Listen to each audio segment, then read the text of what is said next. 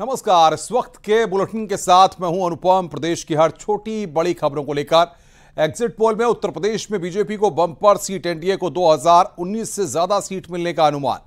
उत्तर प्रदेश में बीजेपी को 68 से 71 सीट का अनुमान जताया गया है, जबकि इंडिया को 9 से 12 सीट का अनुमान जताया गया है।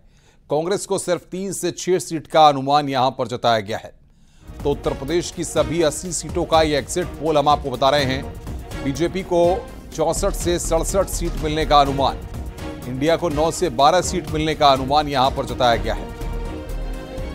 तो यूपी की सभी 80 सीटों का यह एग्जिट पोल हम आपको बता रहे हैं।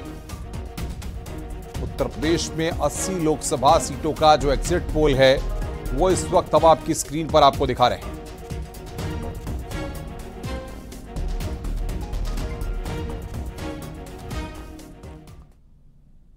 अगर उत्तर प्रदेश में आंकड़ों की बात करें तो हम वो आंकड़े भी आपको बता रहे थे, लेकिन गोरखपुर से बीजेपी के प्रत्याशी रविकिशन ने कहा है कि एग्जिट पोल देश की जनता का मूड है। जनता ने देश के लिए विकास का रास्ता चुना है। मोदी जी तीसरी बार प्रधानमंत्री बन रहे हैं। ये देश की जीत है। कल जो टेलीविजन पे सारे चैनल्स के एग्जिट पोल जो है, देश ने, मैं ये कह सकता हूँ, देश ने देश को जिताया। देश ने अपने आप को जिताया। यशस्वी प्रधानमंत्री मोदी जी की जीत के साथ साथ मुझे गरीबों की, वंचितों की, वो सारी माता बहनों की जीत है जो कल लंबी कतार में पूरे भारत में, पूरे उत्तर प्रदेश में, गोरखपुर में खड़े रह के वोट कर रही थी। और मोदी जी की जीत के साथ साथ मुझे जो दिखाई दिया, ये देश की जीत है। देश अपने आप को जिता रहा है और ये बहुत सुंदर बात है। देश विकास को जिता रहा है। मेरा ये कह रहा कि विपक्ष के प्रत्याशी ईवीएम पे रखवाली करना शुरू कर दिया है, उसको लेकर क्या कहना है? नहीं, एकदम होके पकड़ के अपने छाती से बांध दे, ताला लगा ले, कोई चिंता नहीं। हारेंगे तब वो हारेंगे।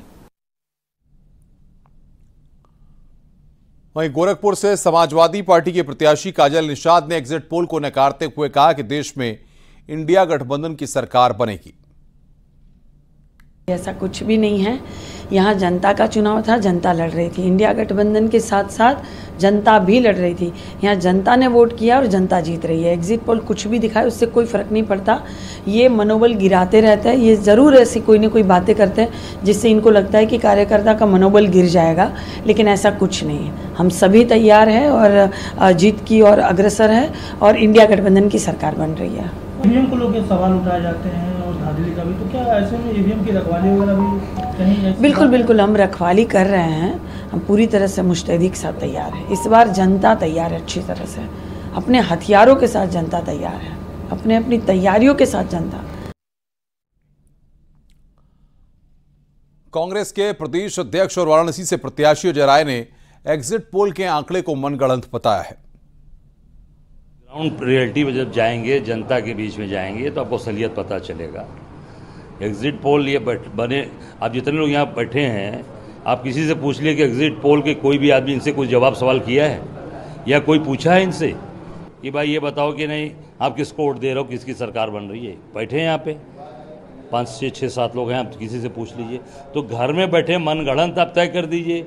जो योगी और मोदी और इन्होंने काम निशाने 400 पार तो 400 पार है।